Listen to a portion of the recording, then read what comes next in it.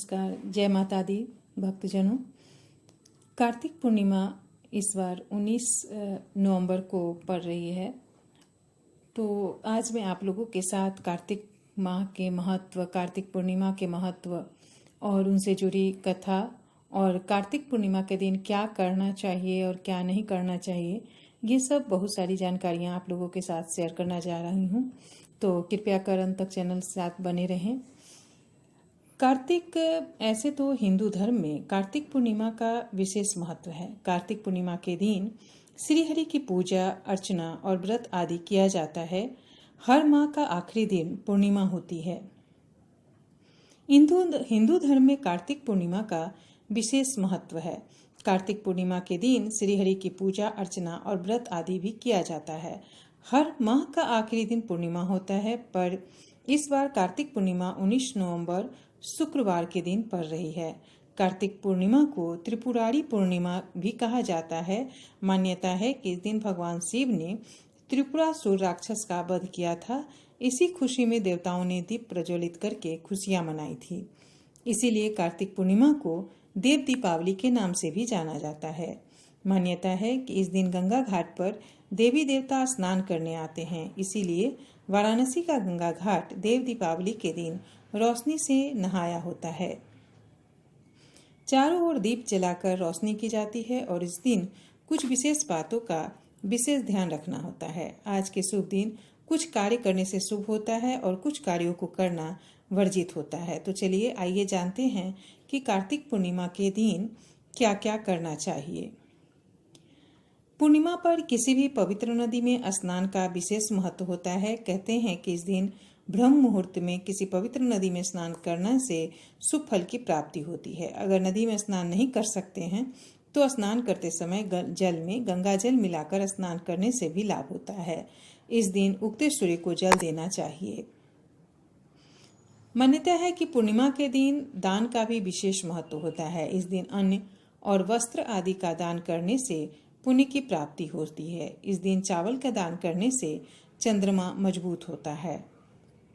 कार्तिक पूर्णिमा के दिन किसी भी देवस्थान, पवित्र नदी या सरोवर में जाकर दीप दान अवश्य करें। इस दिन देव दीपावली होती है और इस दिन दीप दान करने से देवताओं का आशीर्वाद मिलता है।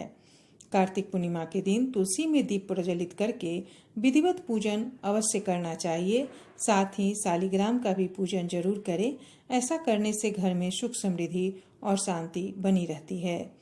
कहते हैं कि कार्तिक पूर्णिमा के दिन घर के मुख्य गेट पर आम के पत्तों और फूलों के तोरण लगाएं, रंगोली बनाएं और सत्यनारायण की कथा करें। इससे भगवान विष्णु के साथ माँ लक्ष्मी भी प्रसन्न होती हैं और आपके घर में धन्य धान्य बना रहता है।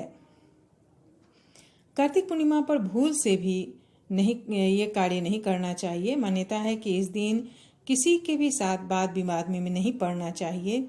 इतना ही नहीं, किसी के लिए अपशब्दों का इस्तेमाल भी नहीं करना चाहिए। पूर्णिमा के दिन तामसिक भोजन और मदिरा आदि से दूरी बनाए रखना चाहिए और साथ ही किसी जरूरतमंद की मदद करें और किसी का अपमान न करें। कार्तिक पूर्णिमा से जुड़ी असंख्य कथाएं हैं। इनमें से जो एक है, जो मैं पहले ही बोल चुकी हूँ, भगवान शिव से जुड़ी हुई हैं। और पौराणिक कथा के अनुसार भगवान शिव ने इस दिन त्रिपुरारी का अवसर लेकर सामूहिक रूप से त्रिपुरासुर के रूप में जानी जाने वाली राक्षस तिकरी का नाश किया था। इस प्रकार उनकी क्रूरता को समाप्त करके भगवान शिव ने शांति और धर्म की फिर से स्थापना की। इसीलिए देवताओं ने दिवाली मनाकर बुराई पर अच्छाई की जीत को चिन्हित किया। इसीलिए इस दिन काशी की पवित्र नगरी में श्रद्धालु गंगा के घाटों पर तेल के दीपक जलाकर देव दीपावली मनाते हैं।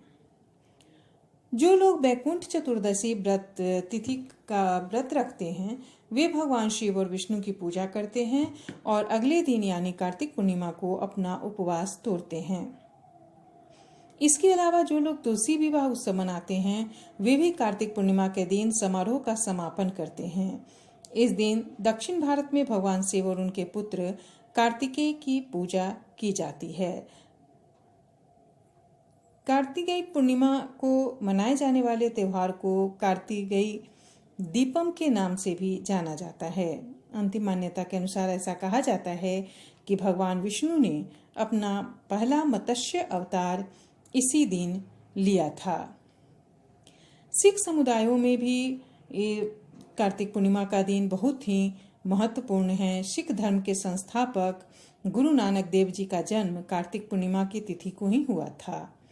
कार्तिक पूर्णिमा जैनियों के लिए भी महत्वपूर्ण है क्योंकि वे पालिताना की तीर्थ यात्रा शुरू करते हैं, जो भगवान आदिनाथ की पूजा करने के लिए एक पवित्र स्थल है।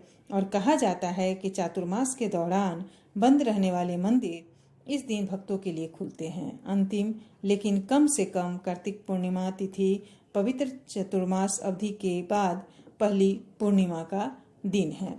धन्यवाद दोस्तों। अगर वीडियो पसंद आए तो वीडियो को ज़्यादा से ज़्यादा लाइक करें, शेयर करें, चैनल को सब्सक्राइब करना बिल्कुल न भूलें। धन्यवाद।